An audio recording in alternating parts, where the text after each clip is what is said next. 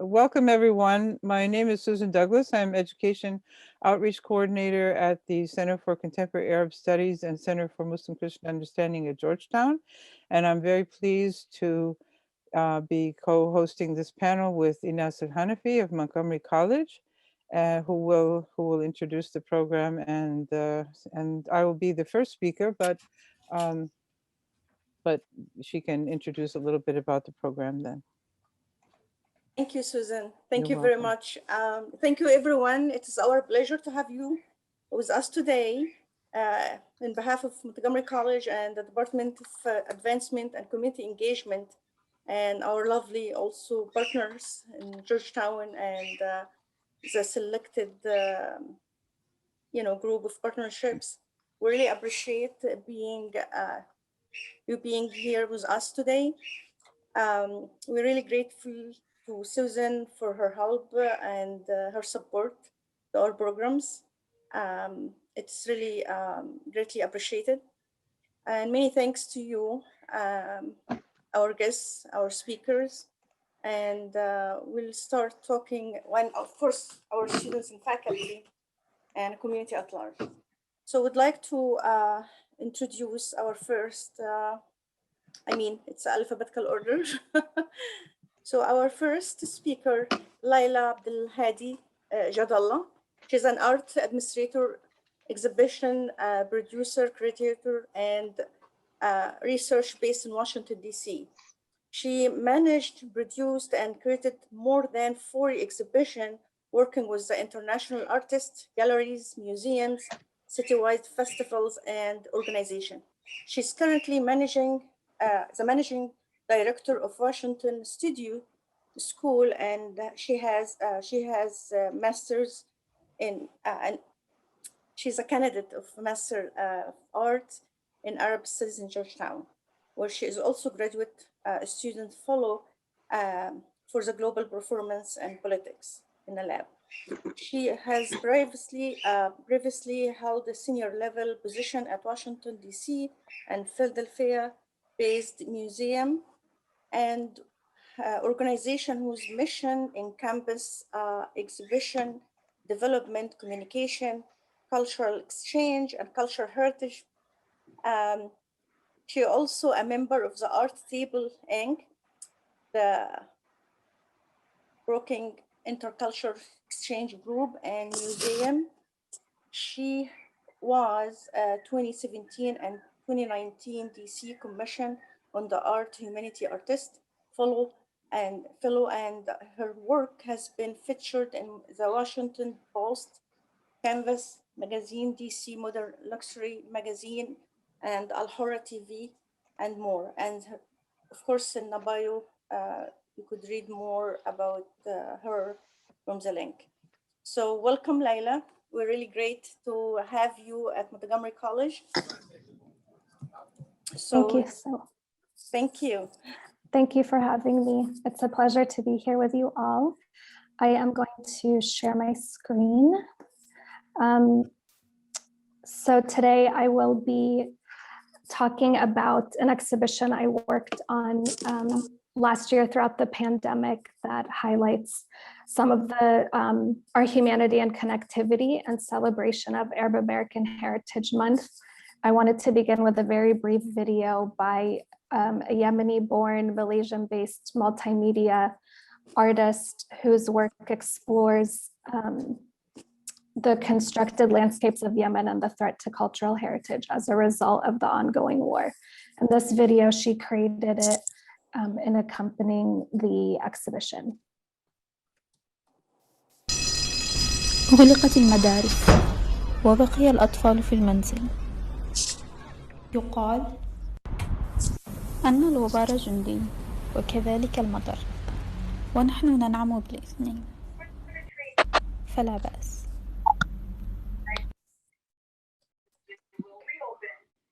So the exhibition that I worked on is what's called Art in Isolation, Creativity in the Time of COVID-19.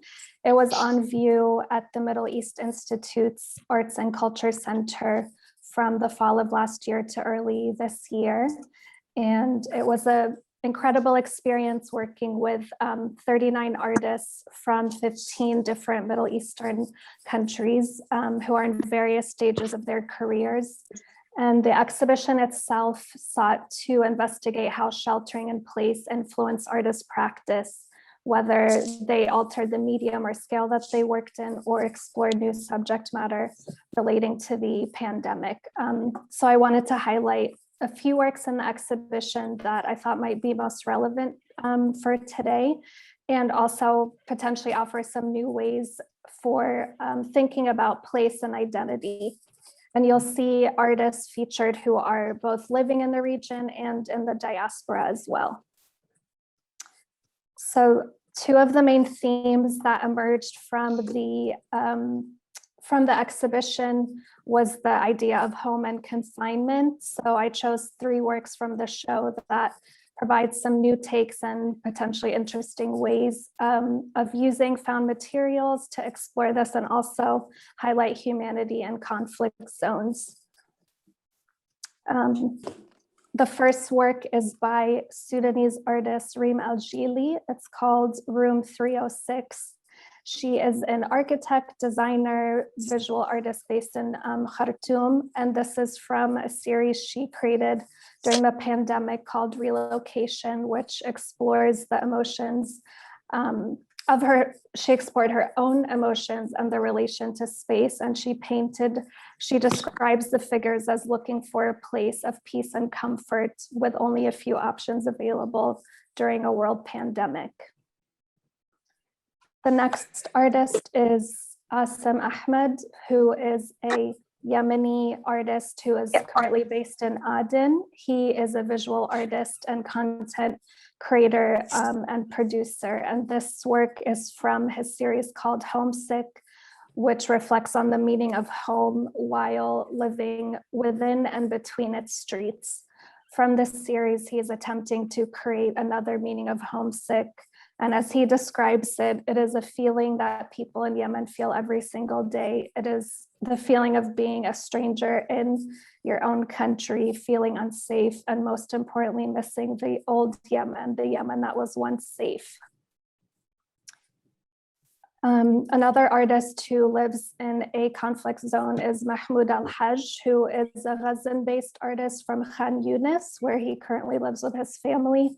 He is a visual artist and art teacher as well. This is from an untitled series where he created these digital collages using disposed medicine wrappers that he found around his building and got from his family, and also photographs of Khan Yunis to shed light on the impact of COVID-19 and the ongoing blockade in Gaza.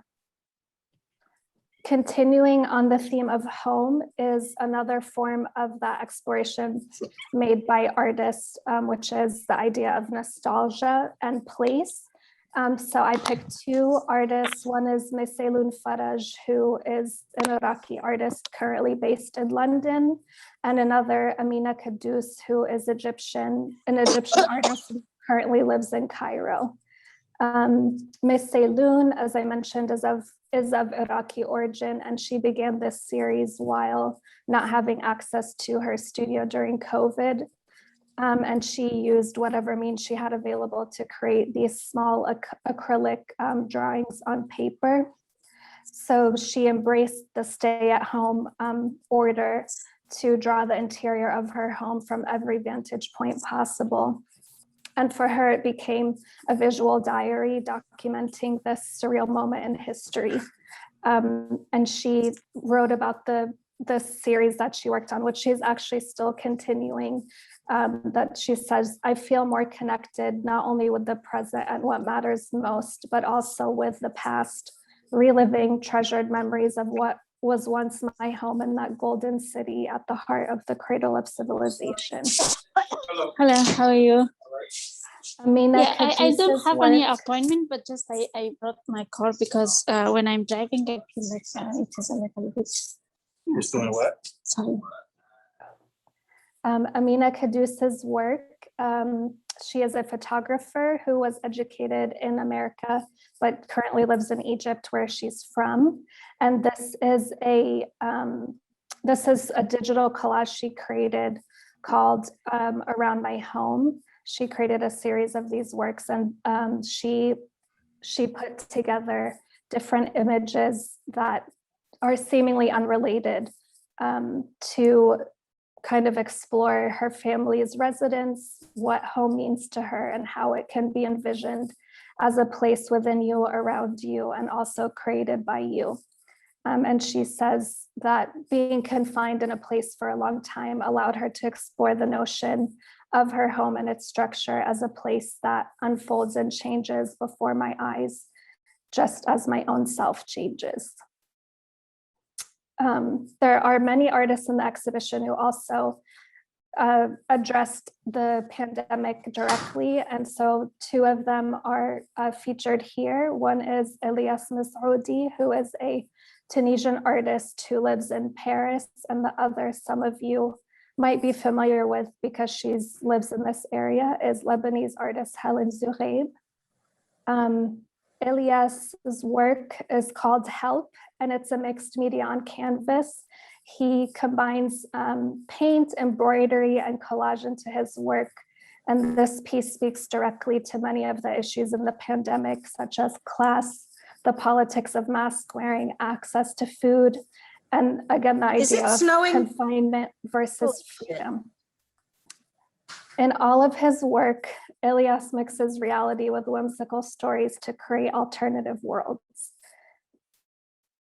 Helen Zoureib's piece, Otare, is a acrylic gouache on canvas piece with a painted screen and a removable adhesive thought bubbles. This is in a pop art style. This is from her Mashrabiya series, which she used humor to deal with her anxiety and feelings during the lockdown. And she played with the sense of confinement within and without. The piece also brings up the controversy of wearing a mask or not, and also referring to what the Mashrabiya represents in some places, which is shielding the women from being seen from the street view. And finally, I wanted to end with this work organized by a Moroccan photographer, Mouslam Rabat, who currently lives in Brussels. And this series is called the Ramadan series, and he started this last Ramadan, obviously, and he organized a project to exemplify shared humanity. And he put an open call on his social media last year during Ramadan, asking people to photograph themselves with their prayer rugs. And as he said, we might think we're different, we might dress different, our houses may look different, but at the end of the day, the rug points to the same place. And he received hundreds of submissions for this particular project, of which we only included one. And finally, I'll just say personally, as an Arab American, this exhibition really highlighted for me the multiplicity of experiences, how people what constitutes home for people, and also how they self-identify. And if you'd like to learn more about the exhibition, you can visit MEI's Arts and Culture Center website, which I've also put there. And if anyone is interested in learning more about art from the region, or any of the artists who are in the exhibition that I had the pleasure of working with, feel free to contact me through my website or the email listed as well. Thank you so much. Thank you so much, Leila. That was really, really beautiful. The Mashrabiya series is from Helen Zoureib is particularly amusing. Does anyone have any comments or questions for Leila? Feel free to unmute yourself and ask, or put something in the chat. So beautiful and compelling. The rugs were so beautiful, so powerful. Thank you. Thank you. Yeah. Please, Layla, if you would like to send us all this, and we could just like share it also for the college, or for our community, because I know the screen is really small and not everything kind of like clear or like big you could see, but it's really amazing. Thank you very much for Very sharing that. compelling. Thank you. I'll put the link to the presentation in the chat. Thank Oh, you. I great. appreciate Thank you. that. Thank you. Great work. Thank you. Thank you. Any If question you or are any comments before we move to the next speaker? Okay, so next speaker is, and again, the bios in a link in the chat. Our second speaker is David Cyril. Welcome, David. That's great to have you here virtually from Detroit. David is an education and public programming specialist at the Arab American National Museum, ANAM. He holds a master's degree in Near Eastern Studies and Arabic from Wayne State University. He joined the ANAM, which is Arab American National Museum, in January 2011. As an educator and public programmer, he conducts educational presentation and workshops, both in person and online. And he also helped in the planning and implementation of youth programs and cultural events such as Sura Arts Academy, and I'm sure he will explain some of this, youth photography program. Like many of us, he wears multiple hats, including volunteer, coordinator, and curator of the Arab Film Festival, and is in charge of the subsequent film programming at ANAM, the museum. He also proudly serves on the board of the Antoine Art Center, Macomb County Bride, Friends of the Detroit Film Theater, and Draft. On more personal note, Dave identifies as a third generation Arab American whose family come from Lebanon. Hey, Lebanon. He doubles a little of the film industry and is a proud cat dad of two and is always up for a good political debate. That's really great. I have 3 cats now, Dave. So welcome. Dave was looking forward to hear about your story, about what you do, and we're here to hear you. Great. Thank you, Ines. Thank you, Susan. Thank you, everybody, for inviting us. And then thank you for all of you who are tuning in. As Ines mentioned, my name is Dave Sirio. I oversee the education department at the Arab American National Museum. Since you are all not in the Detroit area, I'm just curious, have you heard of, and feel free to use the chat, but I'm curious, has anybody ever heard of the Arab American National Museum or maybe been here before? So I'm just curious. Okay. I had a few years good. ago. I see. Oh, beautiful. Okay. I see Layla has like a thumbs up. So definitely visit the museum. Okay. So a couple folks have been. Some folks have at least heard of the museum. Some folks have not yet. So I encourage you all, of course, to inshallah, God willing, one day to come and visit the museum. And if not, what we're going to do today is walk you through a little bit about what the museum has to offer. I'm really happy to be here with my colleague, Dr. Matthew Stifler, who will be going after me to talk a little bit more about some of our resources. But I'm going to give you just kind of a general look at some of the resources that we have at the Arab American National Museum. So I'm sharing my screen. Yeah, so just if those of you who are not familiar with us, the Arab American National Museum is the first and only museum of its kind in the entire country, dedicated to telling the story of Arab Americans and really sharing that with the world. So we see ourselves as a place to for folks to come and learn about the Arab American community, a place to do research, a place to engage with our exhibits and really get a good education about the Arab American community. We focus, of course, on immigration, culture, dispelling stereotypes, contributions from the Arab American community, defining the Arab world and kind of what that means, which countries are a part of that and why, and many other things, of course. We also see ourselves as a place for Arab Americans to take pride in and to share their story and to have a safe space to utilize our resources and things like that. So I'm going to show you a couple of different different resources that we have that's really open for the general public, but then also available for educators to incorporate into their classrooms as well. The first one I'm going to show you is our core galleries page. This is a really wonderful website that went up a little earlier this year, thanks to a grant by the National Endowment for the Humanities, CARES grant. And it focuses on our 4 permanent exhibits in the museum. So we have our contributions from the Arab world, coming to America, living in America, and making an impact. The really great thing with all of these is that they're rich with different resources that the general public can utilize, but then also that teachers can incorporate into their classroom.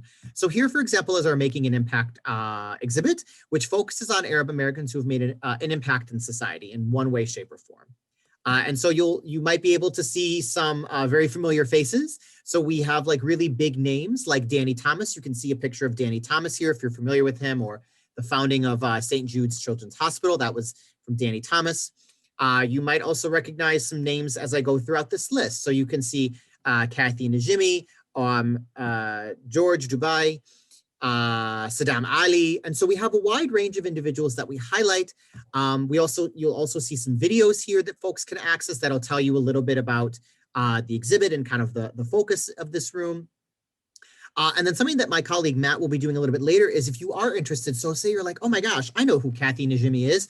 She played in Sister Act and Hocus Pocus, and she's great. You can click on her name, and my colleague will expand on this a little bit later, but you can click on her name and it'll take you to our Past Perfect online collection, and you can slowly look up more information about her. So you can see all of the items that we have in our collection, right? So you can see here we have this really great artifact from Kathy Najimy. And you can also see, again, the large list. You can see also we have a script here. We have, this is actually hanging in our exhibits. It is an autographed PETA poster, advocating for animal rights that she gifted the museum. So this is a really great resource that folks can utilize. Get back out of this. So this is a really great resource that folks can utilize. Again, it's available on our website. So if you go to arabamericanmuseum.org, you can access it. And then in addition to, all these individuals that are covered here, you'll also be able to see some resources down here for educators and or for folks who are interested in, activities either in the classroom or for, for their own families or whatever, right? So for example, one down here is create your own public service announcement, or PSA. And it brings you to a resource that's created by the Arab American National Museum, and it gives you directions on how to create your own PSA, why it's important to showcase, Arab Americans making positive contributions. And then again, in a classroom setting or with youth in general, it gives directions on why, how to do this type of activity. And so each part of the core galleries has some type of activity that's attached, or some type of lesson plan that, again, is more useful for teachers. So that's one resource that I wanted to highlight. Another resource and multiple resources really exists on our For Educators tab here. Excuse me. And in this tab, there's a lot of information, so I will not go through everything, but you can see like the different additional resources that we offer here. So if you click on this box here, which I will not spend too much time talking about, you can see and you can gain access to our lesson plans, right? So they come complete for elementary school students, for middle school and high school students, and you can see the wide variety of lesson plans that we have here, right? So these are easily accessible on our website, available for everybody and anybody to utilize. We also showcase our Arab American booklets here. It is in a PDF format. It's a 52-page book that offers an overview of the Arab American community, again, focusing on immigration, culture, diversity of religion, media stereotyping, and much more. So this is also available, again, for teachers or just folks interested in learning more about the community. And then lastly on this page, I wanted to highlight our digital scrapbooks. This is something that I'm really proud of. And Matt could also maybe talk a little bit about this if there's time. But this digital scrapbooks is a really great resource for you to go in and like listen to some of the digital scrapbooks that are put together by ordinary community members. So at the museum, we really encourage, we have different oral history projects that we do. We have digital scrapbooks. We really encourage Arab Americans to share their story in a wide variety of means. And then once they do that, we also make it accessible to the public to view, right? So I won't necessarily go through any of these, but you can see, what the heck? I'll go through one of them really quickly. We'll do Sarah. I won't show you the whole thing. I'll show you just like about 30 seconds worth. But you can get a sense of what these scrapbooks are all about.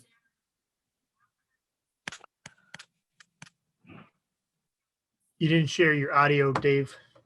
Yeah, Oh, you need to unshare and then share with the computer audio. Thank you for catching that. All right, let's try this one more time. United States, and the many different cultures I balance in my everyday life. My father's name is Mohammed, and he was born and raised in the city of Omdurman, Sudan. From a young age, he always set his mind to become a physician. He worked hard all his life to make this a reality. When he finally completed his studies, he bounced from country to country, such as Russia and Saudi Arabia, working as a doctor. He then settled in England for a few years. He lived in a small English town outside of Manchester, England called Bury, which so happened to be the town my mother, Susan, was born and raised in. She was working as a registered nurse in the same local hospital my father was working in. After knowing each other for a few years, my father was making his final move to America. Before he left, he asked for my mother's hand in marriage. They got married in 1994 and moved to Flint, Michigan shortly after. So I think that gives a small overview, but I think a really good overview of some of the stories that we highlight here. Again, this is really, really great for teaching, but again, it's also really great. I know, like, seeing these, I've been really inspired to share my own family story. And you can, of course, connect with myself or Matt if you are interested in possibly doing something in the future. We, of course, don't only focus in the Metro Detroit area, but as a national institution, we are collecting oral histories and digital scrapbooks and all pieces of the Arab American community from across the country.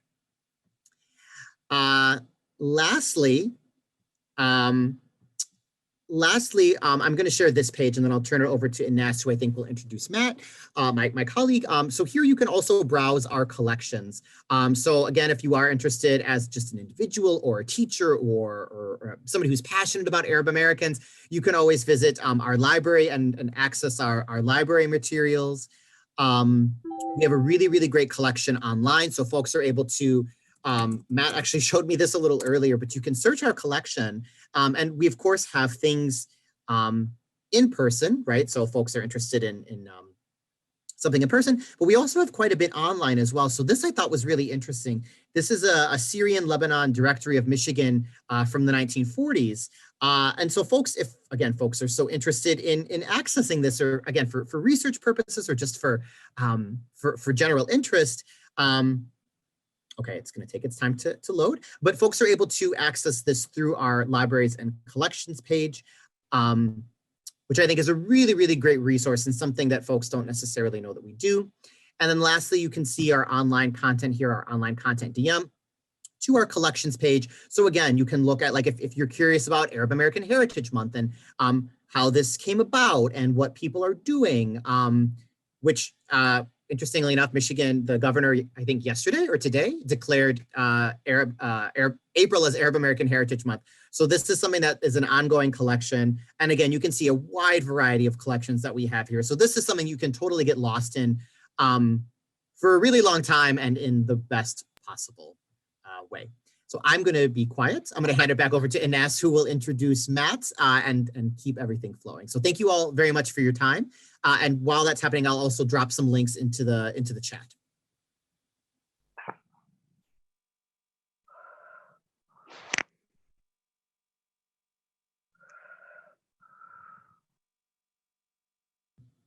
Ines, I think you're... So Thank you very much, Dave. It's wonderful, and would like to have these links to share on our websites or share it to our community. And definitely, I think each one of you guys, you need to just have one Zoom for yourself. It's a lot of information, a lot of knowledge that we would like to share with our communities across the, it's virtual, so it's open to everyone. Thank you again. We appreciate your help and in terms of like providing this information to our communities to see not necessarily everything in our area here about Arab American in terms of like resources, museums, arts. So we rely on you guys, our speakers, to help us to provide these resources to our communities. Thank you. So, our next speaker, our third speaker, Matthew Jabber Stuffler. Hello, Matthew. We are really glad to have you also here today. He is a research and content manager of the Arab American National Museum in Dearborn, Michigan. He also leads the National Research Initiative through Access, the largest Arab American community nonprofit in the country, to secure better data about the Arab American community. Matthew received his PhD in American culture from the University of Michigan in 2010, where he serves as a lecturer in Arab and Muslim American Studies. He's also a former board member of the Arab American Studies Association, and he serves on the executive board of Michigan Humanities. That's wonderful. That's really great. We need this data, Matt. That's very important for our communities, recognizing the challenges with the census and all these issues tied with it. So welcome, Matt, and would like to hear your presentation. Thank you, Inez. Thank you, Susan, and thanks everyone for attending. And thank you to Layla. There's not a lot of venues that really have the knowledge or the care to showcase Arab and Arab American art. So it's always wonderful to see people out there doing it because it's such a diverse field of representation that we don't really see a lot of. So I am going to pick up where my colleague Dave left off and tell you a little bit more about who Arab Americans are by showing you some of the things we have and some of the stories we tell. So the Arab American National Museum was opened on May 5th, 2005. It is located in Dearborn, Michigan, which is the city in the United States that has the highest concentration of Arab Americans. The city has a population of about 100,000 and roughly 50 to 60,000 of those are Arab American. And within metropolitan Detroit, there are another 200,000 to 300,000 Arab Americans as well. So it's a very vibrant area to be in if you want to learn and experience the community. So I am going to show you how we talk about the Arab American community. We can't be in the museum right now. The museum has been closed for over a year now, but through these core gallery exhibits that Dave mentioned that were funded by the National Endowment of the Humanities through a CARES Act funding because of COVID relief, I can show you a lot of what we have and really make it feel like we're walking through the museum. First, I'm just going to show like a 30-second clip from one of these intro videos because I really like the beginning that shows you the scale and the scope of the museum. If you've never been here, some people might think, oh, it's probably just one of those small little house museums that they have in every city. It's not true. It's we've got over 30,000 square feet of exhibit and library and meeting space, and it's a Smithsonian affiliate, and it's accredited by the American Alliance of Museums. So we are quite proud of our space that was built by our community. So I'm going to share. Ahlan wa sahlan and welcome. My name is Dave Serio. I'm the manager of the Education Department and curator of the Arab Film Festival. And welcome to the Arab American National Museum.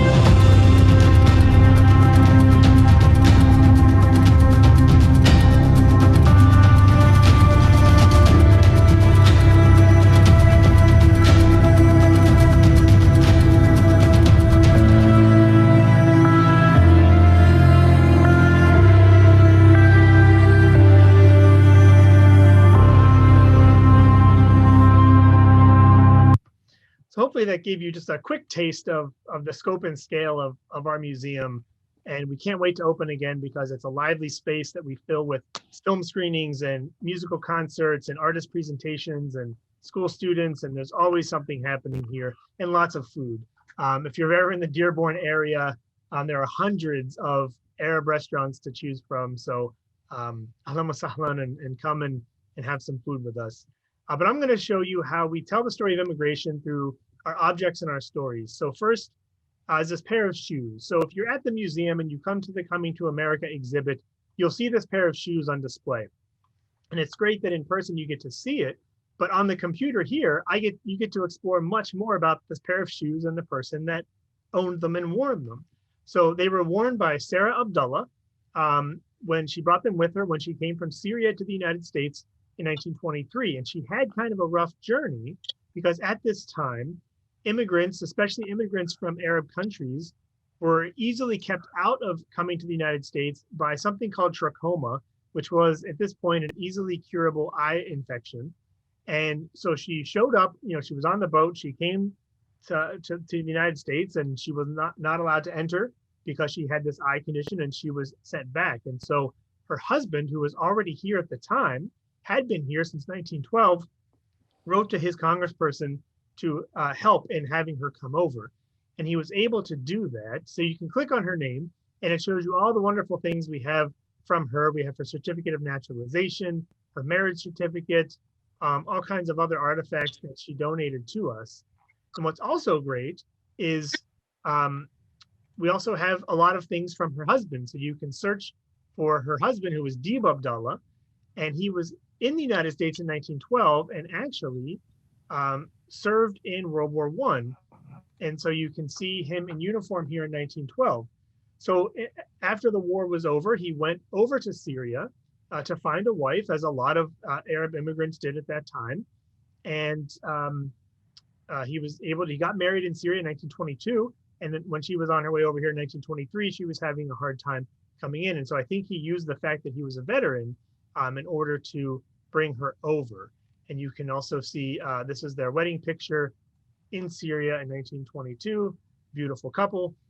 So what's great about our website is, although you can't be in the museum, you can really get a sense for the kind of stories we tell by spending some time and clicking around on these core galleries websites. So those are some of the earliest immigrants. Then we go a little bit further into the future, or into the past, I guess, in this sense. And we hear stories about those that immigrated in the 1940s and 50s and 60s. Whereas the first folks to come were mainly from present-day Syria, Lebanon, and Palestine, and they were mainly Christian. After the 1920s, and especially after the 1940s and 50s, that immigration started to diversify. Here we have the story of Ahmed Ibrahim, who was forced out of his village of Jimsu, Palestine in 1948 after the founding of the State of Israel. And him and his family were refugees and traveled all around Palestine and into Jordan. And he eventually came to the United States.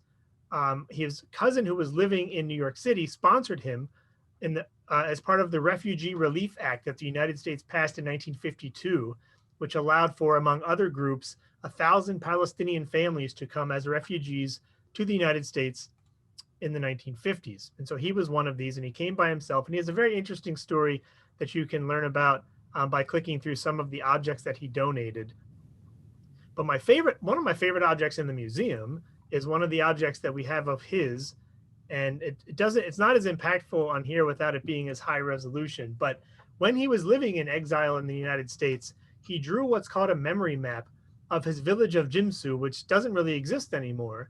And you can see here that he wrote down from memory every neighbor, every house, and tried to imagine what did this village look like to him. And it's quite a large piece. On the screen it looks small, but it's a very large piece. And it's one of these wonderful ways to show how immigrants who left their home countries found ways to recreate what it was like back home. And so this is just one of the many stories that we have in these exhibits. And you can hear a little bit more about his story here if you watch this video. We go a little bit further into the future. We get after the 1990s, many of the Arabs who came to the United States came because they were fleeing some sort of civil violence or strife or political unrest in their home countries. We tell the story here of the Al-Jabari family from Iraq who came as immigrants after the first Gulf War in 1991.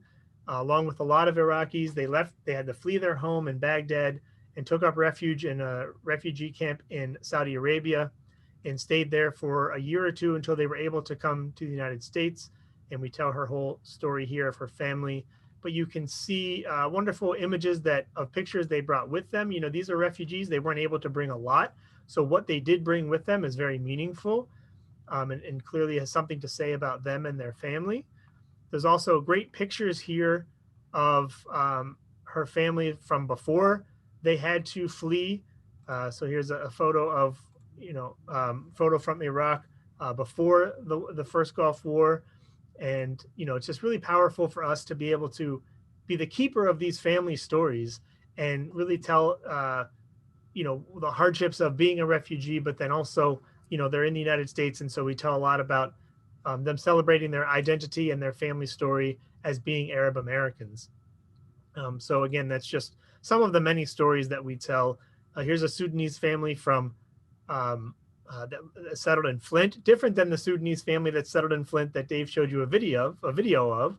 There are multiple Sudanese families in Flint, Michigan. It's part of the Arab diaspora that doesn't get a lot of coverage. A lot of people know about the Lebanese and the Palestinians and the Iraqis, but there's growing numbers of Sudanese and other North African communities in the United States. And so we try to tell the diverse stories of our community through our exhibits. So I'm going to jump to Living in America. So that was Coming to America, which tells the immigration story. Living in America is kind of about, well, there's a lot of Arabs living in the US. What are they doing? How are they making a life? How are they raising their families? So we have an exhibit on religion where you can hear the voices of different people talking about what their religious experience means to them, showing the diversity of the community. Talk about entrepreneurship, and we have two examples here. Rena El Kayoubi is an Egyptian American who founder and CEO of Affectiva, which is a tech company that tries to use technology to express human emotion.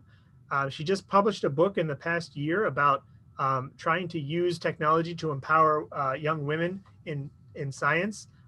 So she's really wonderful. I love telling her story. We also have Joseph Hager. So it's a household name. Many of you have probably purchased or worn Hager clothing, especially men's slacks. Joseph Hager was a Lebanese immigrant. He left Lebanon when he was a young teenager, and he came to Mexico and was a salesperson, a door-to-door salesperson, and eventually made enough money to cross over into Texas, where he founded his clothing business, Hager Clothing Company, that grew into the business it remains today. And the Hager family, right when the museum was opening in 2005, sent us, you can see here, all of these wonderful objects that were part of the original Hager office in the 1930s in Texas. So here's an old intercom system. This kind of predates the intercom systems we have now. And you can see we have these the adding machine that they use to tally up their payroll and their sales. And we also have this photograph of the items that we have in situ in the 1930s in the Hager clothing offices in Texas. So again, you can spend hours on our site learning about these stories and really experiencing it through the things that people have donated to us. Food is a very important aspect of Arab American culture. So you can click on this and see we're starting a menu collection at the museum of both contemporary and historical menus. So you can, we've got about 30 or 40 on here. So if you want to have your favorite restaurant's menu part of our collection, go ahead and send it our way and we will add it. And you can see just the beautiful artwork and the ways that Arabs have marketed their food and culture to the general public shows up in this collection. Activism is another important thing for our community. Not only are there a lot of young people on the front lines today, for Palestinian solidarity and standing up for the rights of all communities, but the earliest Arab immigrants in the 19 teens in Boston and New York were always fundraising for humanitarian relief, not only for back home in Lebanon and Syria, but for their neighbors in the United States. And fundraising for humanitarian relief, I see that as for humanitarian relief is a form of activism, and you can explore some of that through the early Syrian communities organizing, and also through some of the communities that are out there now on the front lines. So lots of wonderful stories in our Living in America gallery. So I'll finally take us to Making an Impact, and Dave showed us a little bit about Kathy Najimy here. I'll just click on her again because some of my favorite, other favorite objects that we have come from her.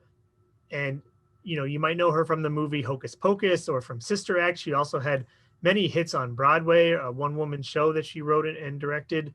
But she was also the voice of Peggy Hill on the long-running cartoon King of the Hill. And so here we have an autographed figurine of her Peggy Hill doll. So she is very much a part of American culture for many people. There's also a lot of names in here that you might not recognize. Arab Americans and NASA have a really long history. We actually have 4 Arab Americans in our collection that have something to do with NASA, and there's many more. And Nujud Moransi is right now, she is the chief of the Exploration Mission Planning Office for NASA. And she is a Palestinian American. And, you can see in her official NASA headshot photo, she's wearing the Palestinian tatriz on her jacket collar, which I think is quite lovely. And also Farouk El-Baz. So Farouk El-Baz was an Egyptian American, and he was very much involved with planning where the Apollo moon landings would go. You can see him here, pandemic ready, with his face mask on in the 1960s.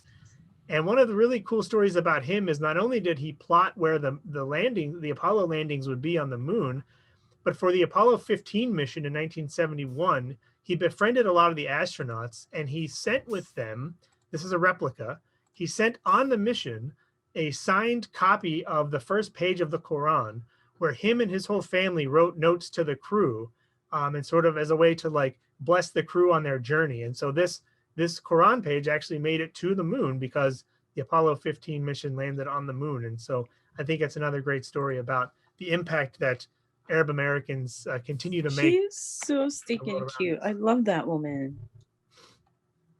And then a couple more folks we have is through politics. Helen Thomas, probably one of the most well-known Arab Americans, especially if you follow journalism, and many of you are in the DC area. Helen Thomas was the daughter of Lebanese immigrants, and she grew up in metropolitan Detroit, and she covered 7 different presidents as a member of the White House press corps. She was just known as the watchdog of democracy. She always sat in the front row of the press briefings and asked the difficult questions of the president. She was even able to ask a question of President Obama at his first press conference. I believe she was already either 90 years old or about to turn 90 years old at that time. And so we have a lot of objects from her that detail her long career in journalism.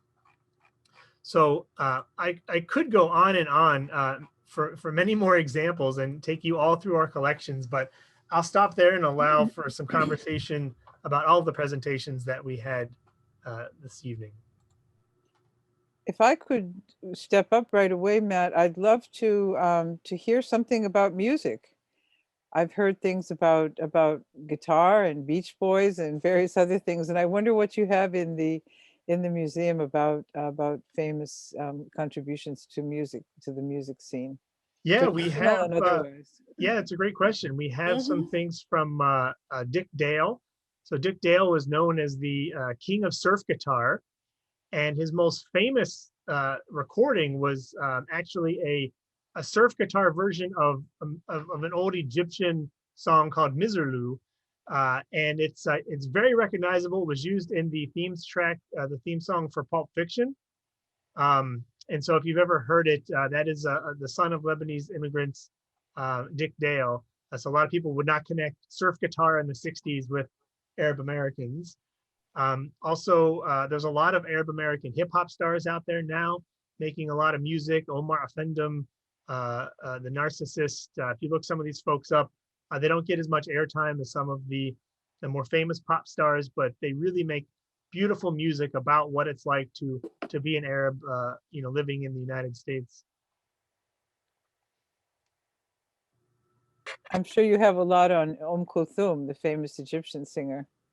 We have a And lot. Yeah, I mean, so our focus is on Arab Americans, and so Kulthum I don't think would meet that. Although she spent a lot of time performing, I don't think we would count her as an Arab American. But we have a lot of donations of her records. So yeah, Arab Americans, give us their physical vinyls. Some of them from the 1930s and 40s, and so we've got a lot of old recordings of Kulthum that we've digitized. Some of them.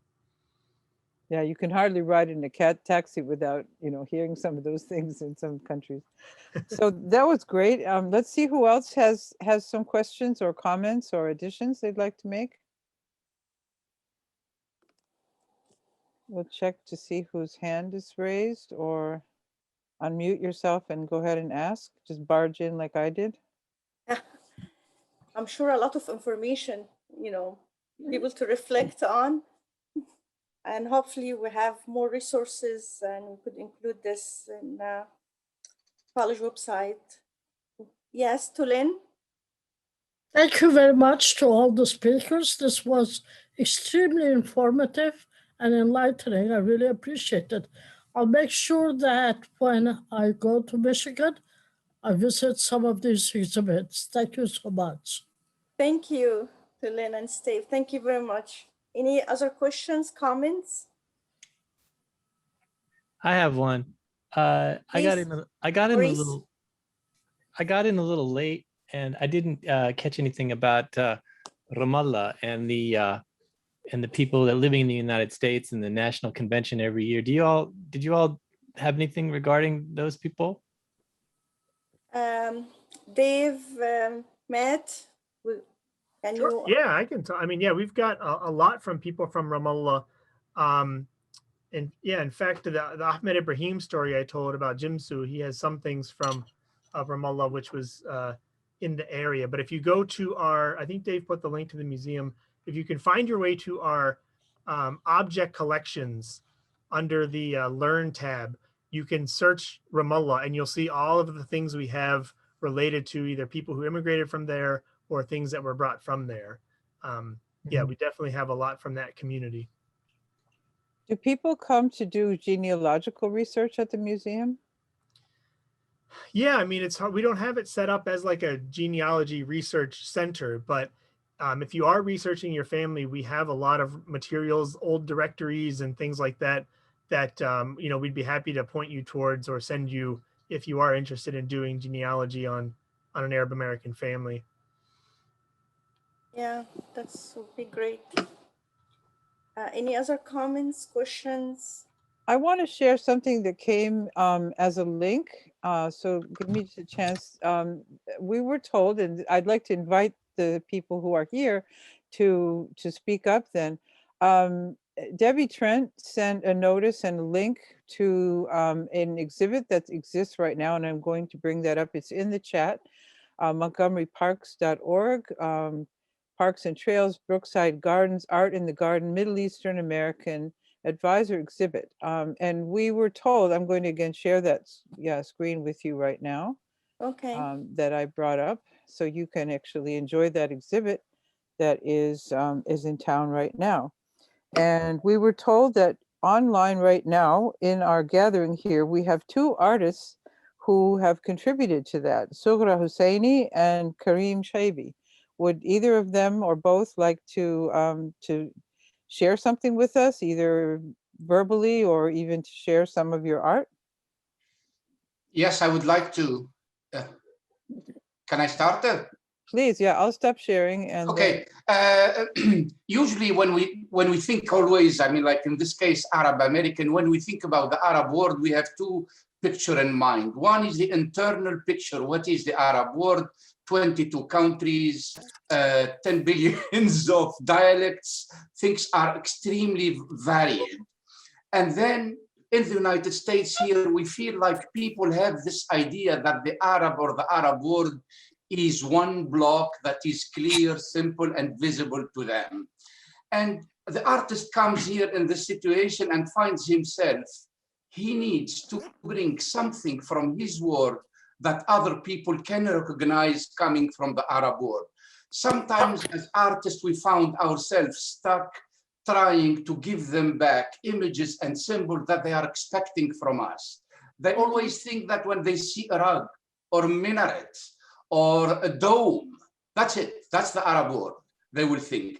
And I think one of our projects now, or my hope personally, is to tell the world now, the Arab world is really not one image that you have in mind. I mean, we have basically in what is called the Arab world, some countries that are not Arab, they don't even speak Arabic, like Comoro Island. Comoro Island is part of the Arab world, for example. So yes, sometimes it's extremely important that when we introduce, and as an artist, I try to bring with me from my background, I'm Tunisian, North African, and that's also a big other question. I mean, how Arab are North African, but still, I try to bring with me images from that world that I can present to the American audience, and they will recognize it as me, not as something that matches a block or an idea that they have in mind of what is an Arab. So really, I believe that some of the goals of artists now, or Arab American artists, is to introduce the United States to this Arab world that is not what they expect to see or hope to see. We are something else. We are extremely varied in terms of language, in terms of ethnic groups, in terms of religion, in terms of many things. And really do hope that art can play a role, an important role here in presenting a different image of us rather than what they want to see. That's one thing that I wanted to say. Other than that, my art is there. I mean, I'm not going to self-promote myself. I try to do my Could best. you share? That's all I can say. Could you share one image with us at least, just to give us a taste? Oh, okay. 1 second, please. Let me open. I mean, Kareem, I can put it up from the exhibit. Yes, yes. Okay, okay. I am gonna hear. This is. Can I share or not? You should be able to. Go to the green arrow. This is share screen. Yes. Share screen. Yeah. Share screen. Yep. Yep. Yep. The share screen. The button. Okay. Okay. I hope it's visible to you. It is. And here, one person inside another. One looking really, and both of them are looking in the same direction, but there is one inside the other. And probably this is answer more about my own question rather than to introduce people to an answer. It's just me. There is a lot of us inside us, especially when we come here in the United States. People have an image of what is an Arab. They always think they have an Arab. I mean, I'm not only talking about terrorism here. It's not only about that. Even before that, there is always an image. What is an Arab? And I quite often, I want to tell them, no, that's not what you think, or that's not, we are different. We are not what you expect. So I think that's a barrier that we are always trying to go over. This painting is basically represents the other person inside me that is also looking. It's not a schizophrenia, although some people think that a lot of Arab countries are going through a stage of schizophrenia, but this is not about it. It's about identity, how we build them one side, and then we develop it, and then we create it and expose it to the rest of the world. So that's one of them. That's amazing. Thank you. Thank you for sharing. It reminds me of the embryo of a seed inside of a seed. Yes, it could be. It could be an ear also, to be honest with you.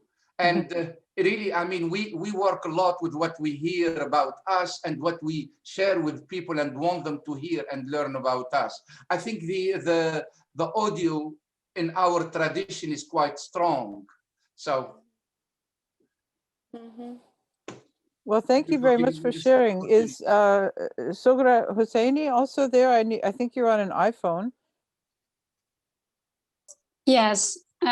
Hi, everyone. I am Sugra Hussaini. I am originally from Afghanistan, but I have been here in United States almost more than 4 years. And then I just last May graduated from Maryland Institute College of Art, which the degree about community art. And then before that, I was an artist, and then my art is more Islamic art, like geometric design, illumination, and then calligraphy. Yeah, and then I'm part of this Brookside Garden exhibition, and then you can see some of my artwork there. And then I am not prepared to show like some of my art because I'm in phone. I'm not with my computer to show that one. I really apologize about that one. And then also I have a teaching class most of the time in the weekend in Smithsonian Museum, Freer and Sackler, and then especially with Smithsonian Associate. And then, yeah, and then I really like, I'm so glad to be here in this meeting. And then I really get interest in American, Muslim American, Arab, I don't know, like, I think I forgot, museum. And then I would love to contact with someone here to have more information, or like, I would love to share some of my artwork with them too, because my art is more Islamic art. Thank you. If you can write to my, I'll put my name in the link, but we do a lot of work with the Freer and Sackler galleries. And if you could let us know when you are having a studio presentation, that would be really great. And we are always featuring arts and things of that nature in our outreach work. So I just put my my email into the chat. Oh, thank you so much. Same yeah, and here. then yes, also I have website by my name, www.sugrahussaini.com, and then you can see some of my artwork there too. I can share my screen and give you one sample of Sugra's work. Please do. Oh, that will be so nice. Thank you so much, Debbie. And put the link into the chat also, if you would. Okay. So that's one. And let's see. We have a virtual gallery going. Everything is nowadays. Yeah, exactly. But what if we didn't have it? What would we do? We would be at a great loss. We would be close to bereft. Wow. Wonderful. Yeah, here is I have an example of three of kind of artwork that I know. This one is inside is miniature painting, and then the around of like this circle is illumination. And then it's like I would love to share more because it is all more detailed. And then also I make my own paper, my pigment, my brush from cat hair, and then it's like my color, like this color that you are seeing in this artwork, all is natural. Most of them is gems, like lapis lazuli, turquoise, emerald. So you use actually ground gems for the pigments. Yes, I do. That is amazing. And I know I've seen those works in the galleries and in the archive of this Freer and Sackler, but I didn't think people could still do that. That's amazing. Yeah, that is why that's I'm like a kind of like traditional artist, and then I try to save the traditional artwork, like Islamic artwork, and then also like part of my culture, Afghanistan traditional artwork.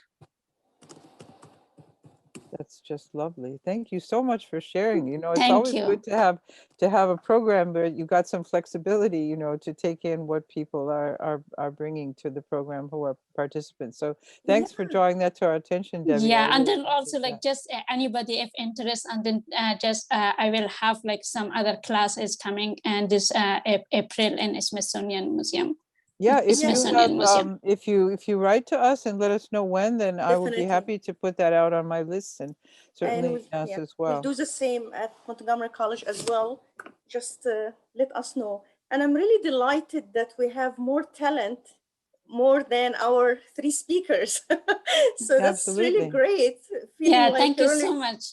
Thank you so exchanging. much to give us like this opportunity to share about our artwork and then talk about something. Yeah, I really That's- enjoyed. Thank you so much. That's wonderful. Thank you very much for sharing, for Shabib and Zohra. That's really great. And we welcome really, we could just have even maybe Zooms, just like to see the talents and share the knowledge and just let people know and connect. It's really Yes. great. So I put my email and I believe Susan also put her I email did, in the yeah. chat. Please share with us any information that we would like to connect with other communities, and we'll be happy to do that. Any other comment, questions? Because really, I need Susan to provide her information like I that. will She do went. that. I will do that. But I was just about ready to look across the people who are joining us here and see if anyone has an instrument that they play music they could serenade us for a few Oh, minutes. yeah, because After I we do we my flipped presentation. we flipped the agenda, but Yeah, no, definitely that's we need to okay. hear Susan. Let me Okay. read your bio, Susan. A bit, just very short, just a couple sentences of it because Okay, yeah. okay. Susan Douglas, she earned her PhD in history from George Mason University, and she has a master's in Arab Studies from the Georgetown University Center of Contemporary Arab Studies, where she works currently K to 14 Education Outreach Director, together with the Al Walid Ibn Talal Center for Muslim Christian Understanding. And she served in the United Nations Alliances of Civilization Initiative, and she is also affiliated scholars with the Council of Islamic Education, reviewing commercial textbooks in development and state academic standards, and conducting the study teaching about religion in national and state social studies standards. Also, she contributed to teaching resources for unit production, foundation films, the National Center of History in the school, Smithsonian Career Galleries, teaching guide arts of Islam, and online curriculum world history for us all, as well as the Indian Ocean in world history website. Welcome, Susan. Okay, thank you. I just have a few things to share. The first one is a website that is not strictly about Arab Americans, but it does contain a lot. I should start sharing my screen again Okay. and try to bring all of that up. Okay, so this is the, hold on one second. Don't want to lose anybody here. Okay.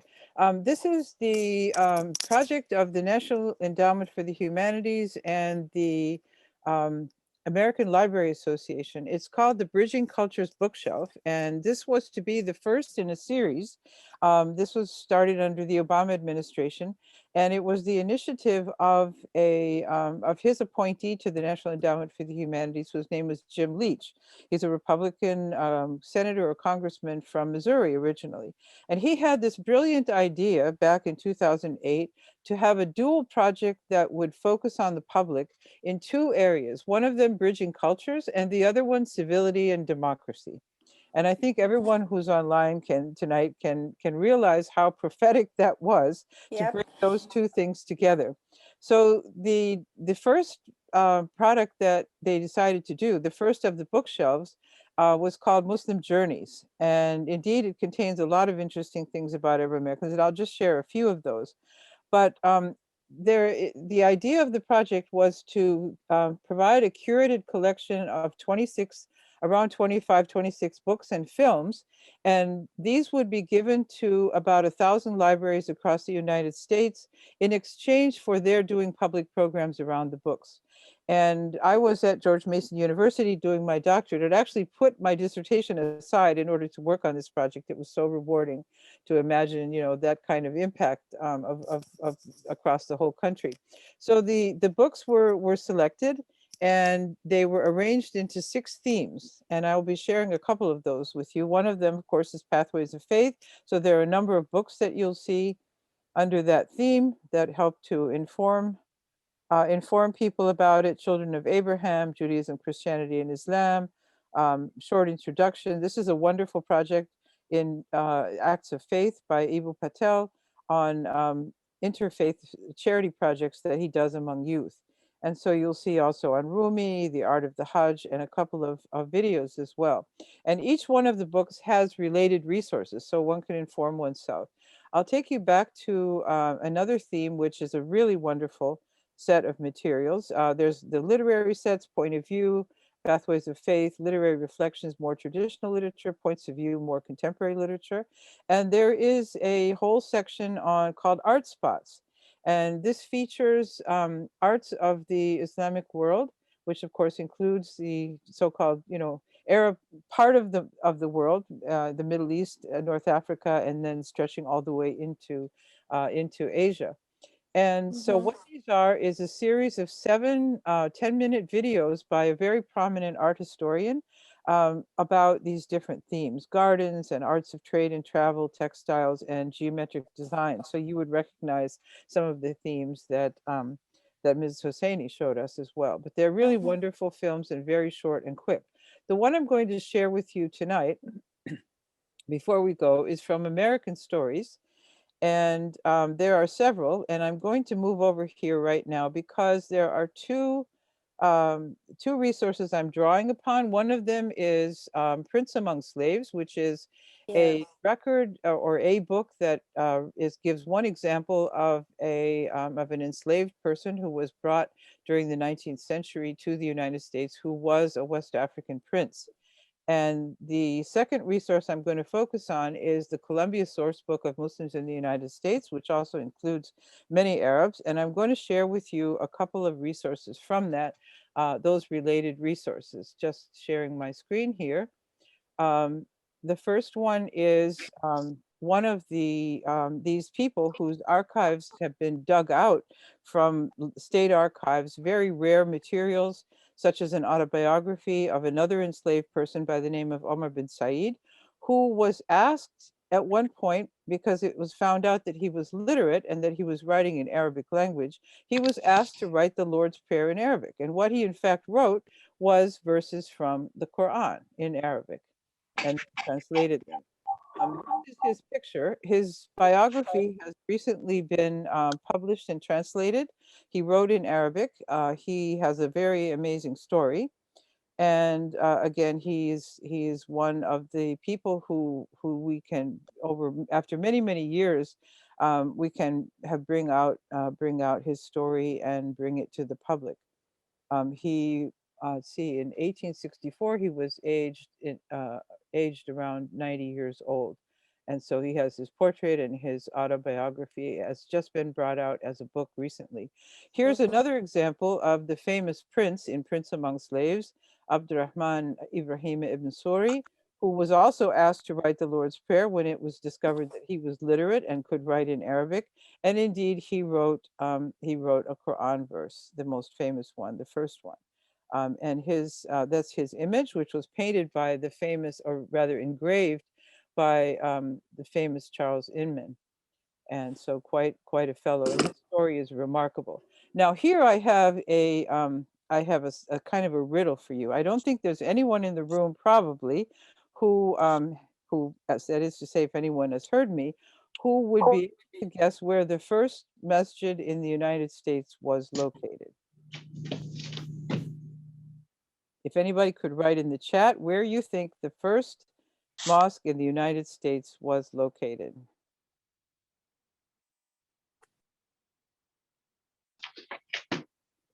Some of you might know, some of you might guess.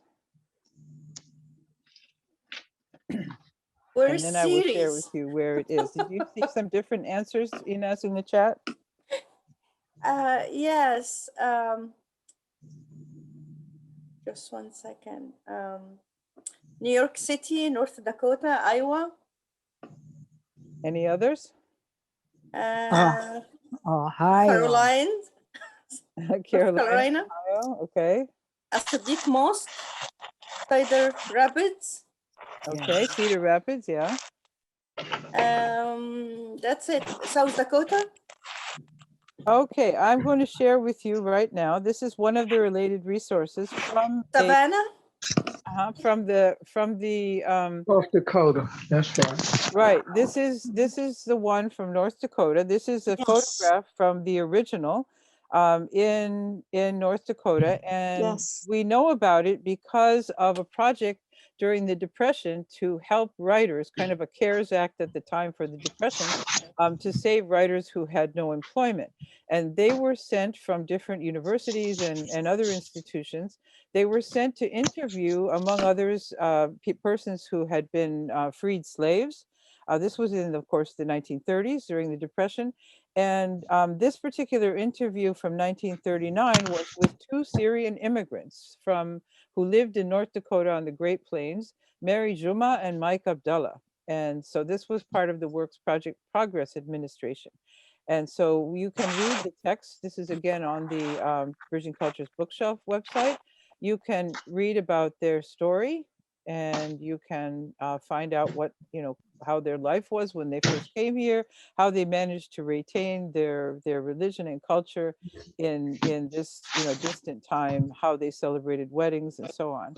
Another resource I want to show you. This next one is also at the this is a picture of the recently rebuilt, with a picture of the descendants of Mary Juma or Mike Abdullah standing in front of it. And so you can read about their WPA story that was recorded, their oral history, and you can see how this is the first purpose-built mosque in the United States. Let's see which other one I can bring up. I think there's one of the Cedar Rapid Mask. This is a really fascinating one. This isn't exactly Arab, but it is Middle Eastern. It is a story. It's from the Library of Congress, a piece of sheet music called the Bloomers Waltz. And bloomers were the first of a women's liberation in the 19th century from the hoop skirt. And so what became acceptable as a women's dress reform was the bloomer. And this bloomer was copied from a very well-known travel account by Lady Montagu, who was the wife of a diplomat who visited the Ottoman Empire. And because she was a woman, she was able to go in and out among where the women's quarters were. And she wrote a wonderful travel account, which was very widely known. And so freedom dress came to be associated with Turkish trousers that she introduced with her drawings and engravings of her adventures. And one of the people who picked it up was a suffragette and early women's rights advocate, Amelia Bloomer. And this was seen as a very, very radical move for women to wear bloomers. The book, by the way, is called Pantaloons and Power, which is a study of women's liberation. It's a wonderful book. And and so it was seen as really, really radical. And it was even true that Amelia Bloomer and what's her name?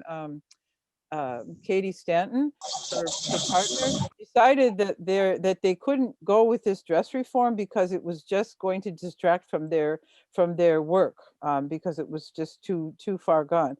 But what actually brought women's what they were called bifurcated skirts, what actually brought them into popularity was the invention of the bicycle. So just a kind of side note there, you might find that that very interesting. And there's a little poem here about wearing bloomers and women's dress reform, and kind of laughing a little bit at men. There are some women here. This is a picture of some women in Cairo, and I want to show you that. I'm scrolling down here to find the image of the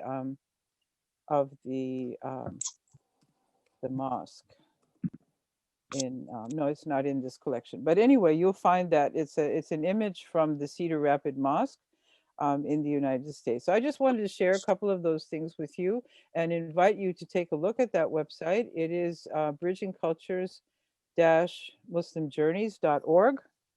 And it is a wonderful, wonderful resource. And your local libraries are likely to also have copies of the book.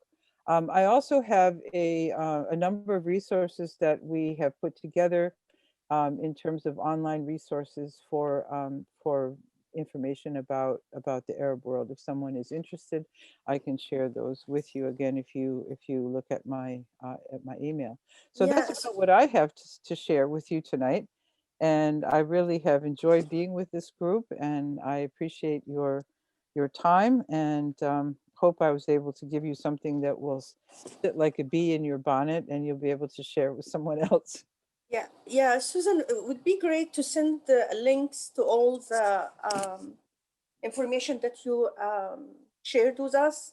And also, in addition, of course, for our other speakers and participants that they have artwork or our Right. information that we The could links share. actually are in the chat right now, and we can send that out to the list of people who are registered as well. The link to the Muslim Journeys bookshelf is right here. I'm going to put that into the chat right now. Okay. We And still have a also, minute or two. I also, I'm gonna, first of all, thank you all for joining this evening. Just note that I have a quick Google form. If you all could fill this out, then we can get your feedback on the event. I will send the link in the chat as well. Oh, Debbie Trent is saying in the chat that her grandparents were interviewed for that WPA project. Yeah, That's amazing. remarkable. Amazing, yeah. Could anyone just give us a couple sentences about Ramadan that's going to be coming up on the 12th? Yeah. A couple comments about it, what it's about? You're very thoughtful, Sally, because we wanted to mention this at the end because Ramadan gonna start in the 12th of April for a whole month. So it's really great way to mention this at the end of the. Any volunteers? How about you, Samira? Samira Hussein. Yes, hello. Assalamu alaikum, everybody. Good evening. I think Tula is also raising her hand. Sure. Yeah, Tulin, yeah. Ramadan is one of the 5 pillars of Islam. It is a month of fasting from sundown, from sunrise to sundown. At the end of the day, family and community get together and have a meal together. As I understand it, it is an opportunity for people to, instead of indulging in food and bodily satisfaction, have the opportunity to focus on spiritual matters. Samira, would you like to add to that? Have the link for the couple minutes film? Do you have the link to the video of your family? Would you like to? I don't have it handy. I don't have it handy either. I would have liked to, but Samira is a longtime community worker and activist, works with Montgomery County Public Schools, among other things. And her family was actually interviewed on, what was the TV station? Usma 7. Right, so one of the evening news programs. So what the video shows in a couple of minutes is her family. The television producers visited her family when her children were much younger, as they were making the suhoor meal, because the the fasting begins at dawn. That's to say before sunrise, and so we get up around 3:34, depends on what time of year it is, and have a meal before dawn. And so they came in and videotaped her family and interviewed the kids and everything, and what they did in school. So all the way from dawn until sunset, and now we're out of the summer solstice time. So we're moving back. It's based on the lunar calendar, and so the solar calendar is about 11. The lunar calendar is about 11 days shorter than than the solar calendar. So Ramadan moves backwards through the year. So we're approaching now back into the earlier spring and winter by 11 days a year. And so the time in the last few years has been very, very long with daylight savings time and falling right across the longest days of the year. So this year would be a little bit easier, but it's still, 12, 13 hours that we fast. Yeah, including no water, no Yeah, drinking. no water, no food, no bad words, no bad thoughts, hopefully, and no arguing, and also among in marriage, no sexual relations during that time. So if anyone has any questions, we're in our last 2 minutes and want to thank especially Dave Serio and Matt Stifler of the Arab American National Museum. It was great to see those stories, and we really appreciate it and invite you when you're in Dearborn or virtually to go and visit the museum. And thanks so much for our artists who spoke with us, and to Leila Jadala who presented for us those wonderful artworks. Yeah, thank you very much. Yeah, the same. I second Susan. We're really grateful for all this talent and information and the community that really shared all this knowledge. I just sent the Google form to just provide your feedback, and it would be great to participate and see what you would like to see in the future and how we can improve the program, and all this kind of feedback that's really important for us to serve you better. What we would like to see in the future is next year in the month of April, we'd like to see you at Montgomery College, and we will feed you Arab food. Yes. we unfortunately, we have interfaith Ramadan every year for the past few years. Unfortunately, we cannot do this year, but maybe you could do something virtually while people eating. We could share a meal virtually. It just doesn't taste the same in us. I know, but it's, it is. Well, it we're is hoping tough. for next year. Yes, hoping. Yeah, we're hoping. Inshallah. Yep. I put my email here, and I'm sure Susan also added it for any information, any connection, any ideas to serve our communities and just projects and knowledge. Or I'm sure our speakers provided information perhaps not everyone knows about, and perhaps kind of like, wow, I didn't even not aware of that. Or maybe the stereotypes about Arab and terrorism and negative stereotypes. This kind of like, changes this image to trying to seek really information and raising awareness to have a better understanding, hoping this will add to the challenges that we're facing in racism and discrimination going on now, which really, for any group now, you cannot say Arab American or Asian or Black or African, it's just all over the place. So we need to support each other, all communities, to just, live safe and just love each one. That's it. Exactly. Thank you so much, everyone. And for anyone who'll be fasting, Ramadan Kareem. Ramadan Kareem to everyone. Yes, even if you're trying to try to fast a day and see how you how you feel, not because of diet, but just as inspirational. Again, any comments or any final questions or? Okay.